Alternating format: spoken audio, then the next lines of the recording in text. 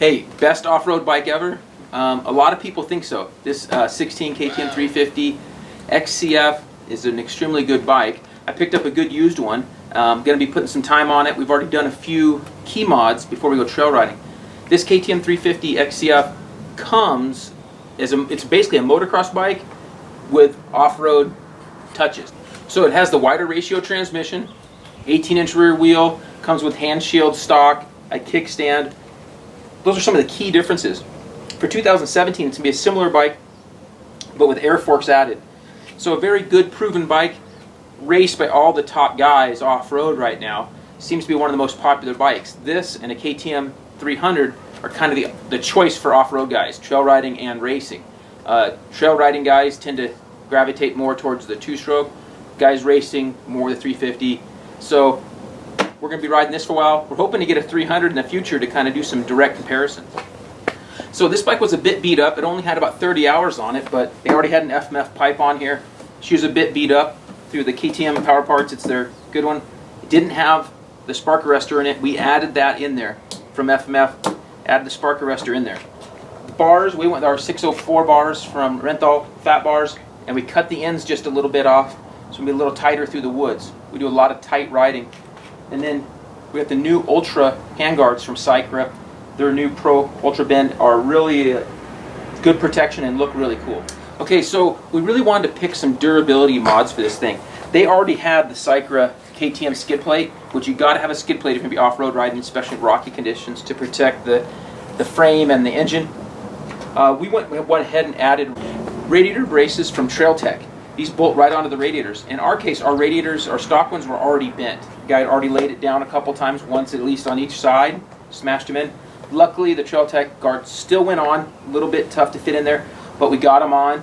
A really simple way to bolt them up and give serious protection. If these were on when the bike was new, it would have prevented serious damage to the radiators there. So I suggest if you spend the investment on a new bike to add some radiator braces.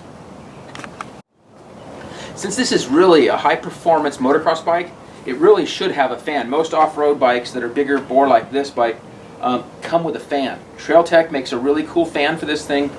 Bolt on, the holes, everything are already there, supplied by KTM, since some of the models have an optional fan. It's actually fairly simple to install. We'll have the link below you can click on and see how to install that right on the Rocky Mountain ATVMC site. It shows you how to install it. Very simple, easy to do. I was really surprised. Okay, also concerning about heating and cooling of this bike, we ride a lot of really tight trails. IMS makes a new overflow catch can, which is actually an incredibly cool design that they've come up with. In the past, there hasn't been cool designs for these things. They made a bottle that fits inside the frame. It's a little bit tough to install. I think if there was a video that showed you how, which I'll work on doing in the future, it would make it a little easier, but following the directions is relatively simple.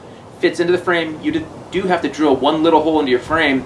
Not too difficult to do, but if you're not, if you're worried about damaging your bike or anything, I would have somebody help you that really knows what you're doing.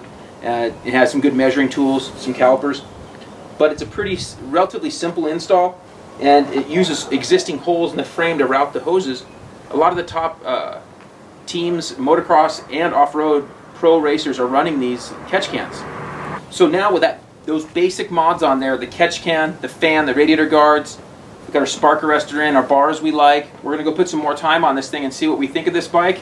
Have a little footage from me. We're going to ride in some mountains tomorrow and see what this thing does.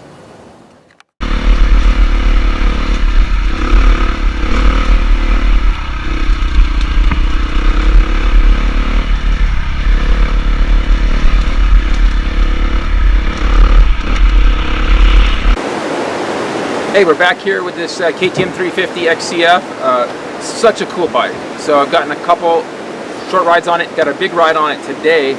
Did about 27 miles of tight single track through all kinds of woods and creek crossings and some situations where I thought maybe a 250 would be better. This thing is it.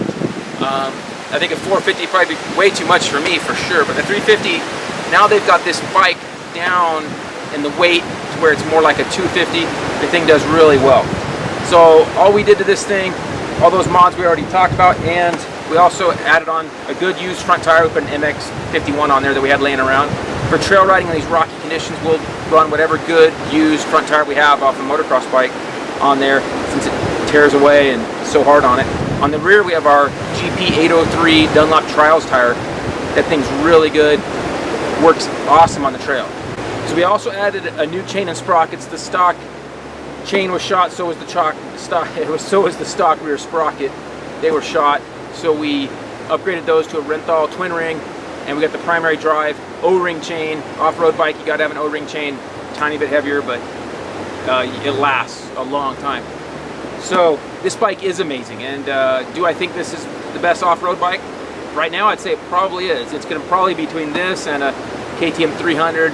They're 2017 models, the new XC, so we're looking forward to comparing that bike later, but this is probably the best off-road bike I've ever ridden, and it's an amazing bike with some good simple mods.